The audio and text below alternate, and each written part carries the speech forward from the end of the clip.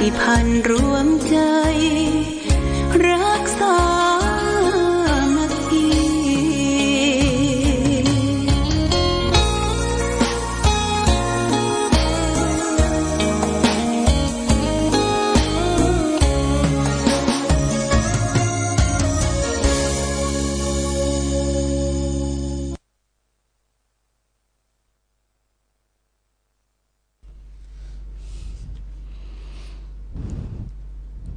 เจริญสุข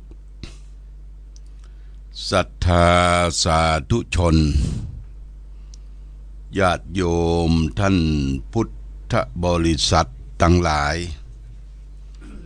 วันนี้รายการธรรมประทีปส่องต่างได้มาพบศรัทธาสาธุชนแห่งครั้งหนึ่งวันนี้เป็นวันพุธที่3เดือนเมษายนพุทธศักราช2567ซึ่งตรงกับเดือน4เหนือเดือน6ใต้แรม10ค่ำญาติโยมท่านสาธุชนวันนี้ก็ถือว่าเป็นวันมังคละมงคลวันนี้ที่วัดพระพุทธบาทอุดมน้ำบ่อสาวาก็จะมีการบรรพชาสามเณรภาคฤดูร้อนจำนวน70กว่ารูป70กว่ารูปคนได้มานอนพักแรมตั้งแต่วันที่1เป็นต้นมาได้ฝึกฝนอบรมสอนกราบสอนไหว้แล้วก็สอนกรรมเอสหังพันเตกรรมขอบวชตวาตุเจ้าประสงค์พระพี่เลี้ยงอันมีเลขาเจ้าคณะอำเภอผู้ช่วยเลขาก็ได้จัดการโกนผมโกนคิ้วนุ่งขาวห่มขาวเรียบร้อยแล้ววันนี้ก็จะมีการแห่เรียกว่าแห่นาคทางบ้านเฮาก็ว่าแห่ลูกแก้วแต่งตัวทรงกษัตริย์เครื่องทรงกษัตริย์แห่ลูกแก้วก็สืบสารธรรมเนียมประเพณีโบราณแต่ก่อนเฮาก็จะบวชเป็นเณรเป็นหยังก็ต้องแห่ลูกแก้วอาตมาก็เคยได้แต่งตัวลูกแก้วในปีพุทธศักราช2509ญาติโยมบวชเณร509 2 ตนกับนายพัดสายคำนี่ได้ตายไปแล้วเนาะก็เป็นลูกแก้วเปิ้นก็ขึ้นขี่คอแห่แล้วก็วันบวชนั้นก็มีซอโดยพ่อจันทิพย์เรือนรักเรากับซอแม่ถนอมบุญซอแม่ครูถนอมบุญแม่ซึ่งเป็นการซอที่ดังที่สุดแม่บัวซอนถนอมบุญในสมัยนั้นเสียงเพราะสนอกสดเปิ้นก็ได้ซอห้ำในการบวชลูกแก้วในปีพุทธศักราช2509เป็กตูเจ้า2516ญาติโยมก็อยู่ได้ทนทานมาถึงปัจจุบันเนี่ยเนาะปัจจุบันนี้ก็แต่ว่าวันซืนวันที่22มีนาเขาก็ทำบุญครบรอบ72 ปีญาติโยมก็นับว่าค่ำวอดอยู่กับร่มผ้ากาสาวพัดผ้าเหลืองเป็นเวลานมนานเป็นนมนานเพราะฉะนั้นก็อยู่ช่วยชาติช่วยศาสนาช่วยบ้านช่วยเมืองโปรดภายายบุญให้แก่ปออกศรัทธาญาติโยมแล้วก็ยังเป็นผู้ประกาศธรรมคำว่าประกาศธรรมนั้นก็คือออกธรรมะ รายการธรรมประทีปส่องทางสถานีวิทยุชุมชนคณะสงฆ์อำเภอฝาง 100.25 แล้วก็แพร่ขยายไปถึงคลื่นสีขาวหลายขึ้น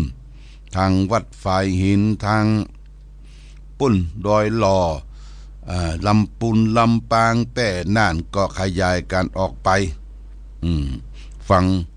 ได้รับทราบรับข่าวการผลสะท้อนย้อนจากการโทรศัพท์บอกว่าตุลุงฟังอยู่เนอตุลุงฟังอยู่เนออันนี้ตังไก่นะตังไก่เปิ้นบอกมาเป็นที่ยินดีสี่ไข่กับผู้ที่ได้สนใจธรรมะรักธรรมะวันไหนบ่ได้ฟังเปิ้นก็ว่าบ่ม่วนตุลุงต้องฟังเสร็จแล้ว30 นาทีตอนภาคเจ้าเนี่ยก็ออกไปกินข้าวกินปลาเนี่ยการเนี่ยงานแล้วก็วันศุกร์ก็ฟังตั้งแต่8 โมงเมื่อคืนถึง10 โมงก่อนจะถึงออกรายการก็เอาธรรมะมาเทปเก่ามาออกเป็นธรรมเป็นมังคระมงคล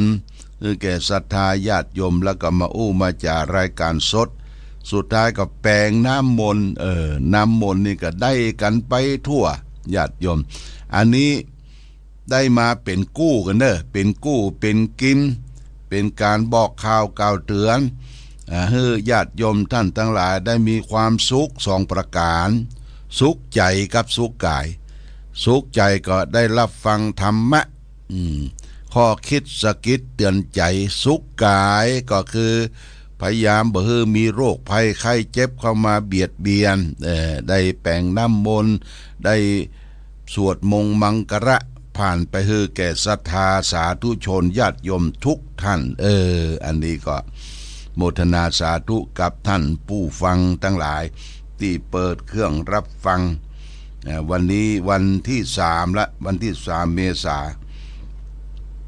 ทางวัดพระพุทธบาทอุดมก็จะมีการบวชสามเณรภาคฤดูร้อนบวชแล้วคนที่จบป .6 นักเรียนที่จบป .6 ก็เรียนต่อที่โรงเรียนพระปริยัติธรรมวัดพระพุทธบาทอุดมต่อเรียนต่อมี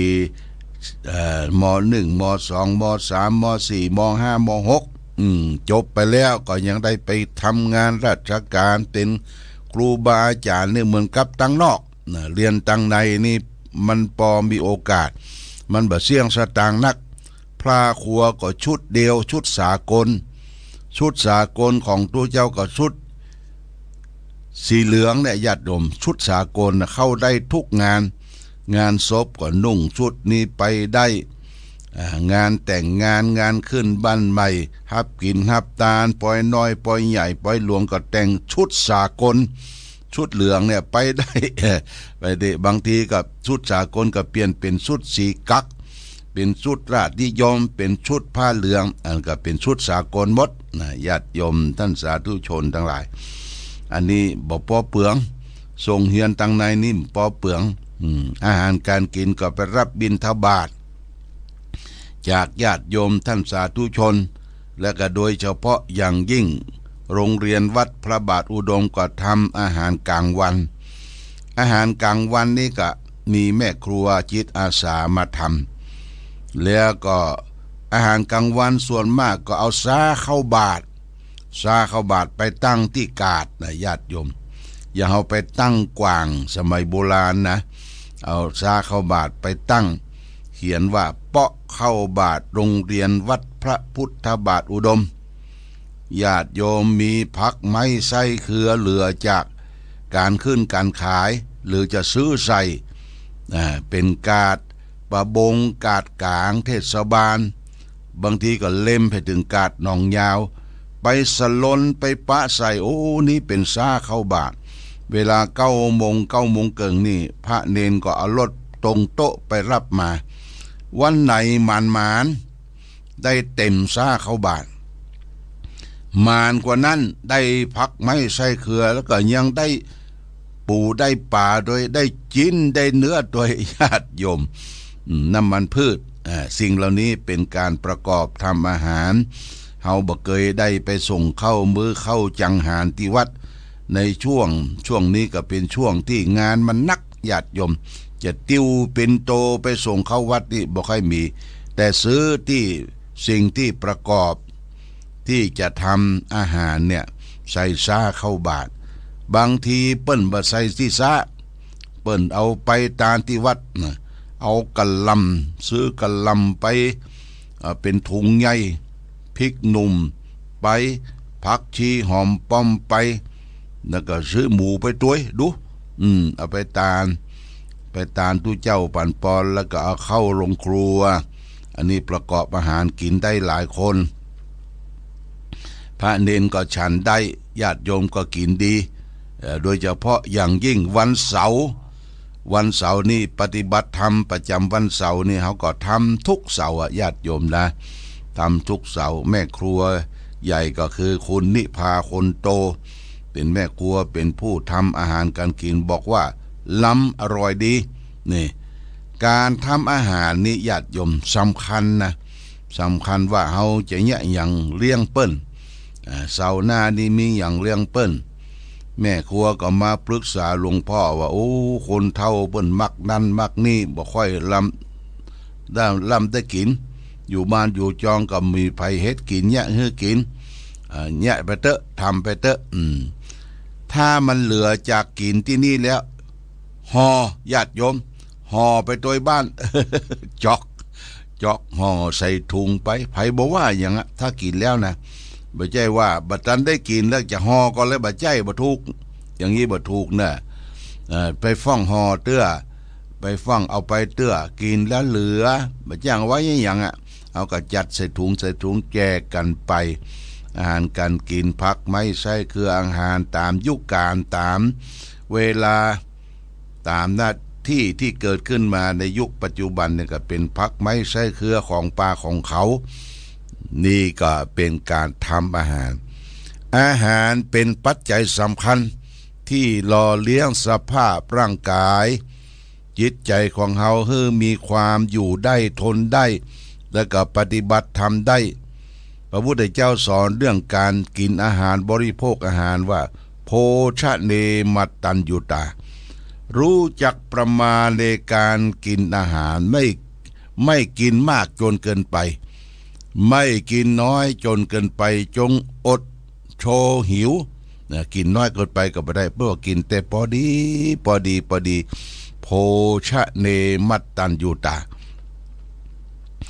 การไปพิจารณาอาหารก็เหมือนกันญาติโยมอาตมานี่ได้เดินทางไปที่สวนโมกขพารารามของหลวงพ่อพุทธทาสนะเปิ้นเขียนติดไว้เลยที่ลงฉันลงครัวเปิ้นไม่ต้อนรับคนที่ล้างจานไม่เป็นนะคนที่ล้างจานบ่เป็นนี่เปิ้นบ่ต้อนรับแต่จานช้อนเปิ้นตั้งไว้ทึบซ้อนไว้เฮาก็ไปรับเอาจานเอาช้อนแล้วก็ตู้เจ้าเปิ้นมีบาทแล้วเปิ้นจะนั่งหันหน้าเข้ากันเป็น2 แถวและเปิ้นจะทำอาหารเริ่มต้นตั้งหัวแถวมาก่อนจะมีล้อรถน้อยเอาอาหารต่างใส่หั่นล้อรถน้อยมีข้าวมีอาหารคาวมีอาหารหวานน้ำพริกผักไม้ไส้เขือรถล้อเข้าผ่านมาก่อนเฮาก็ตักเข้าเอาสักจานก็เอาสักทัพพี2 ทัพพีเสร็จแล้วก็เอาอาหารคาวใส่เข้าไปสมเข้าไปแล้วก็ตักอาหารหวานสมเข้าไปใส่เข้าไปแล้วก็เป็นผักไม้แซ่เครือน้ำพริกก็ตักเข้าไปใส่เข้าไปเอาศูนย์เข้านะญาติโยมเอาศูนย์กันมันมีตึงดำแดงเป็นว่ากินข้าวจานแมวนะกินข้าวจานแมวไปรอบเดียวเนอะญาติโยมอาหารน่ะอย่าไปรอบเดียวกินเฮาเปิ้นพิจารณาให้พอกับอาหารกับต้องของเฮานะพออาหารกับต้องของเฮารอบเดียวบ่ปิกละต่อไปก็เป็นญาติโยมต่อเวลาฉันอาหารนี่เปิ้นจะเอาบาตรตั้งไว้หน้าญาติโยมรับอาหารก็เอาจานภาชนะตั้งไว้หน้าแล้วก็ จะมีพระสงฆ์ที่เป็นประธานได้กล่าวอนุโมทนาขอบคุณญาติโยมแล้วก็จะฉันนี้เปิ้นจะโพชเนเปิ้นจะปาติสังขายโยนิโสปินทะปาตังปฏิเสวามิว่าพิจารณาอาหารว่าอาหารที่เราฉันวันนี้เพื่อยังอัตภาพชีวิตคือมีอยู่ได้และเพื่อจะได้ทำความเพียรต่อไปจะไม่ฉันมากจนเกินไปจะไม่ฉันน้อยจนเกินไปอันนี้พิจารณาอาหารเนี่ยญาติโยมเสร็จแล้วก็ล้างของไผ่ของมันล้างของไผ่ของมันตู้เจ้าก็ไปล้างบาตรญาติโยมก็ไปล้างจานของไผ่ของมันล้างควบไว้อย่างดีจ้อนไว้ที่นึ่งการตากจ้อนก็เหมือนกันไม่ใช่ตากหงายนะจะเอาจ้อนหงายขึ้นเอาควบเอาคอควบไว้เรียงกันไว้ดีๆถ้วยก็ล้างแล้วก็เอาควบไว้ญาติโยมนะควบไว้นี่เปิ้นก็จะมีเจ้าหน้าที่พนักงานมาเก็บเจ็ดทำกรรมเปิ้นเจ็ดซ้อนไว้เอาใจในวันพรุ่งนี้นี่เปิ้นจัดการบริการดีญาติโยมจัดการบริการดีอาหารการกินนี่โอ้เปิ้นจะจับเปิ้นจะทำพอเพียงกับทุเจ้าประสงค์แขกเรือที่ไปทัศนศึกษาไปฟังธรรมะที่สวนโมกขพารารามวัดธรรมน้ำไหลชัยยาถึงชัยยานี่ก็ถึงไข่เค็มชัยยานี่ญาติโยมไข่เค็มชัยยานี่สุดยอดเปิ้นแปลงไข่เค็มขายหน้าวัดสวนโมกนี่นะไข่เค็มนี่พอปลาเกิงเนี่ยโปดโตไข่มันจะแดงปะลึงไหนเปิ้นทำอร่อยเอากับข้าวต้มหมดเจ้าข้าวต้มฮ้อนๆไข่เค็มไข่ยาชัยยาอันนี้เป็นที่ประสบการณ์ได้ผ่านพ้นมาอาตมาก็เคยไปประพฤติปฏิบัติธรรมเสร็จแล้วก็เดินไปเกาะสมุยข้ามเรือฟอร์รี่ไปเกาะสมุยไปปฏิบัติธรรมที่เกาะสมุยหลายวัดเดินทางกันเป็นเที่ยวเป็นแนวเลยว่าเป็นธรรมทายาทแต่ก่อนนี่เผยแพร่ธรรมเวลามันมีนักแต่ก่อนญาติโยมอยู่ที่วัดสันปะคาสันเวียงมูลเนี่ยบ่ป้อยมีการยังมีหน้าที่เนี่ยเป็นเจ้าวาดธรรมดาก็ลาศรัทธาญาติโยมว่าจะไปปฏิบัติธรรมก็ไปปะเจ้าหมู่เจ้าจุมไปฝึกฝนอบรมเป็นธรรมทายาทอยู่ที่วัดชนประธานรังสฤษชนประธานรังสฤษนี่ก็อยู่ที่นนทบุรีนะหลวงพ่อปัญญานันทะเป็นเจ้าวาดอยู่ที่นั่นไปรู้จักไปมักคุ้นไปหู้จักกับเพื่อนกับฝูงสหธรรมิกหลายจังหวัดรู้จักกันมาจนได้ถึงปัจจุบันนี้ก็ยังมีชีวิตอยู่นะญาติโยมนะเพราะฉะนั้นการปฏิบัติธรรมก็คือการเข้าไปจำเข้าไปปฏิบัติเปิ้นสอนให้เฮาอยู่แต่พอดีกินแต่พอดีปฏิบัติธรรมนักอย่าไปกินนักอย่าไปกินจนกินข้าวกินน้ำบ่ได้ญาติโยมนะเปิ้นสอนให้เฮาละลดเลิกความโลภความโกรธความหลงลงไปญาติโยมปฏิบัติธรรมเนี่ยเปิ้นจะสอนเรื่องเฮาละลดเลิกความโลภความขี้โลภขี้กินขี้หยังอยากได้อย่างเช่นเฮาไปรับอาหารเนี่ยความขี้โลภมันจะสั่งเอาเนอะเนี่ยสั่งจิตสั่งใจเฮาเอาอันนั้นเอานี่ยัดใส่ถุงห่อใส่ถุงเนี่ยมาตันได้กินแต่ยัดใส่ละห่อละญาติโยมนี่ขี้โลภเปิ้นจะสอนเฮาเบาบางลงเบาลางบางลงและไปรับอาหารพระเจ้าข้าพเจ้ามักอันนี้ข้าพเจ้าตรงโต๊ะเอาใส่บาตรตรงโต๊ะเอาใส่จานคนเดียวบ่ใช่เพื่อคนตั้งหลังญาติโยมเพื่อคนตั้งหลังเป็นเส้นเปิ้นเข้าแถวน่ะเพื่อคนตั้งหลังตัวบ่ใช่ลู่กันลุบมาคือเข้าแถวเป็นแถวเป็นแนวไปก่อนรับก่อนแล้วก็เหลือแต่คนตั้งหลังตัวสอนละความโลภแล้วก็สอนเรื่องละความโกรธความโกรธเกลียดความโกรธความฉุนเฉียวความโมโหอยู่ให้อภัยกันจะไปกังกันจะไปเบียดเบียนกันเปิ้นบ่ฮือเบียดเบียนกันอยู่ในวัดในวานะจะไปเบียดเบียนกันอายฮือเปิ้นยิ่งไปอยู่วัดนี่เบียดเบียนกันอายฮือศรัทธาเจ้าบ้านเบียดเบียนกันและสอนบ่ฮือมีความหลง สอนเพื่อมีความหลงในกามคุณห้ารูปเสียงกลิ่นรสโผฏฐัพพะหลงรูปหลงเสียงหลงกลิ่นหลงรสหลงตัวเองตัวเก่าหลงตัวเองตัวเก่านี่โอ้ปัดต่อหลงต้าหลงตางคืนได้หลงจิตหลงใจคืนยากนะญาติโยมเนี่ยเอาละความโลภความโกรธความหลงให้เบาบางลงแสดงว่าการปฏิบัติธรรมได้ผลได้ผลญาติโยมนะความโลภมันก็เบาบางลงบ่ใครได้นักจนเกินไป